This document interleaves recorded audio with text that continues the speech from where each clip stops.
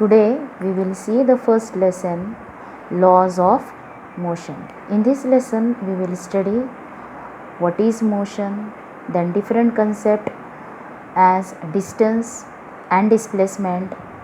Then also we will study the terms like speed, velocity, acceleration, and then we will see the Newton's laws of motion and related equations. Now we will see here motion of an object. तर motion म्हणजे काय हे तुम्ही आधीच्या previous स्टँडर्डमध्ये शिकलेला आहात. Here some examples are given and you have to explain or you have to identify where motion is seen and where motion is not seen. So the examples are, means motion is present or absent, that you have to tell. The first is the flight of a bird. Flight of a bird म्हणजे उडणारा पक्षी, मग त्याच्यामध्ये आपल्याला motion दिसणार आहे. The second is a stationary train. What is meant by stationary? Stationary means rest position, it is called as stationary. A stationary train म्हणजे तिथे आपल्याला मोशन काय असणार आहे, तिथे ॲबसेंट असणार आहे, means motion will not be seen. The third example is leaves flying through air. Leaves काय होतात? फ्लाय होतात. फ्लाय म्हणजे ते उडत आहेत हवेमध्ये, म्हणजे तिथे आपल्याला मोशन दिसणार आहे. And the fourth example is the stone lying on a hill. Lie म्हणजे तिथं तो आहे, तो काही रन होत नाही आहे किंवा मूव होत नाही आहे, स्लाईड होत नाही आहे. It is a stationary at one place. So the example number means this example, in this example the stone do not show any motion. So then what is given here? There motion of several objects. We see motion of several objects every day. Sometimes we cannot see the motion of an object directly, as in the case of breeze. breeze म्हणजे काय? वारा, हवा जी जोरजोरात वाहते त्याला काय म्हटलेलं आहे? ब्रीजेस. वारे जे वाहतात त्याची आपल्याला फीलिंग होतं, पण त्याची डायरेक्ट मोशन आपल्या डोळ्याला दिसत नाही. कॅन यू लिस्ट अनादर examples of motion besides those given here? म्हणजे इथे जे दिलेले आहेत त्याच्यापेक्षा वेगळे, की ज्याच्यामध्ये तुम्ही मोशन व्हिजिबल आहे आणि ज्याच्यामध्ये मोशन व्हिजिबल नाही, असे एक्झाम्पल्स विचारलेले आहेत. मग व्हिजिबल असलेले कोणते द्याल तुम्ही? अ मूव्हिंग कार द्याल, प्लेयर्स प्लेईंग फुटबॉल, त्याच्यामध्ये सुद्धा मोशन दिसणार आहे तुम्हाला प्लेयर्सची.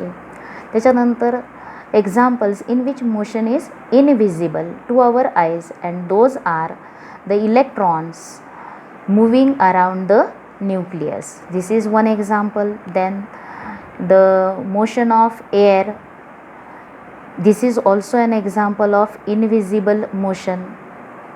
Then flowing of blood in our body, flow of blood circulation असेल ते आपल्याला दिसत नाही, म्हणजे ते कशामध्ये येणार आहे? these are examples of invisible motion. Now what is asked here? Think about it. You are traveling in a bus. Is the person sitting next to you in motion?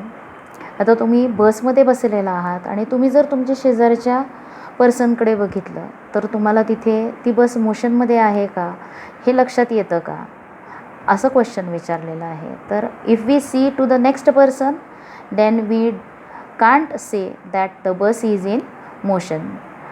But if we see outside the window, when we see outside the window, then what you see that the trees outside the window besides the road, they move in opposite direction, and while seeing to the surrounding outside the window, then we can say that the bus is in motion. Then the second question is what do you take into consideration to decide if an object is moving or not? म्हणजे एखादा object move होतो का नाही हे decide करण्यासाठी आपण काय consider करतो? तर आपण तिथे तो ऑब्जेक्ट ज्या कोणत्या सराउंडिंगमध्ये आहे त्या सराउंडिंगशी कंपॅरिझन, सराउंडिंगच्या ऑब्जेक्टची कंपॅरिझन त्या ऑब्जेक्टबरोबर करून आपण तो ऑब्जेक्ट मोशनमध्ये आहे का नाही हे सांगू शकतो. Thus we consider the surrounding of the object. ऑब्जेक्टच्या सराउंडिंगला जे आहे त्याच्याशी त्याला कम्पेअर करून मग आपल्याला तो ऑब्जेक्ट मूव्हिंगमध्ये आहे का स्टेशनरी आहे हे सांगायला येणार आहे. त्याच्यानंतर you have learned that motion is a relative concept. This term is also studied in earlier standard. Motion is a relative concept. Relative means it is कोणत्या पण ऑब्जेक्टची मोशन, तो ऑब्जेक्ट मोशनमध्ये आहे हे सांगण्यासाठी तो ऑब्जेक्ट त्याच्या सराउंडिंगच्या ऑब्जेक्ट्सबरोबर कम्पेअर केला जातो आणखीन मग तो ऑब्जेक्ट मोशनमध्ये आहे हे सांगितलं जातं. म्हणून मोशनला काय म्हटलेलं आहे, motion is a relative concept. मग त्याच्यासाठी तुम्ही जर ट्रेनमधून जात असाल आणि तुम्ही जर शेजारच्या तुमच्या पॅसेंजरकडे बघितलं तर आपल्याला काय वाटणार आहे की ट्रेन मोशनमध्ये नाही, ती ट्रेन रेस्टमध्ये आहे. पण जर तुम्ही ट्रेनच्या म्हणजे त्याच्या खिडकीच्या बाहेर बघितलं तर तुम्हाला काय दिसणार आहे, त्या रेल्वे ट्रॅकच्या बाजूला असलेली झाडं असतील, बिल्डिंग्स असतील, ते आपल्याला पाठीमागच्या डायरेक्शनमध्ये जाताना दिसणार आहेत. मग त्यावेळेस आपण काय म्हणणार आहोत की ट्रेन ही मोशनमध्ये आहे. म्हणजेच जर एखाद्या ऑब्जेक्टचं कंपॅरिझन त्याच्या सराउंडिंगबरोबर जर केलं तर तो ऑब्जेक्ट मोशनमध्ये आहे का रेस्टमध्ये आहे हे सांगता येणार आहे. Means if the position of an object is changing with respect to its surrounding then it is said to be in motion. Here we get the definition of motion. So what is motion? Then we will see that if the position of object is changing with respect to its surrounding then it is said to be in motion. This will be enough for what is motion. And otherwise what we can say, otherwise it is in said to be at rest. म्हणजे ते रेस्टमध्ये आहे असं तो object रेस्टमध्ये आहे हे सांगायला येणार आहे. म्हणजेच आतापर्यंत आपण काय बघितलं तर एक्झाम्पल्स ऑफ मोशनमध्ये असलेल्या ऑब्जेक्ट्सचे एक्झाम्पल्स बघितले, मोशनमध्ये नसलेल्या ऑब्जेक्ट्सचे एक्झाम्पल्स बघितले. त्याच्यानंतर व्हिजिबल मोशन कोणते आहेत, नॉन व्हिजिबल मोशन कोणते आहेत त्याचे एक्झाम्पल्स बघितले.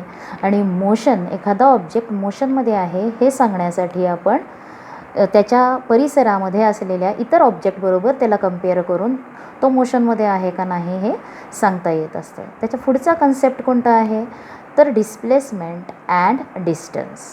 आता पहिल्यांदा तुम्हाला डिस्प्लेसमेंटची डेफिनेशन आधी बघितलेली आहे तुम्ही. डिस्प्लेसमेंट म्हणजे काय, डिस्प्लेस याचा अर्थ काय तर जागा बदलणे.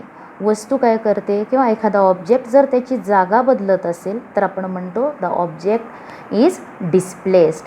त्याची पोझिशन चेंज झाली तर आपण म्हणणार इट इज डिस्प्लेस्ड.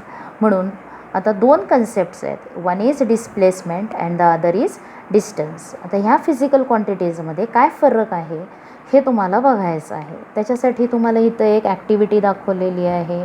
त्याच्यानंतर दोन डायग्रॅम्स आहेत, एक आहे ही एक डायग्रॅम आहे आणि दुसरी इथं एक डायग्रॅम दिलेली आहे, दिसते.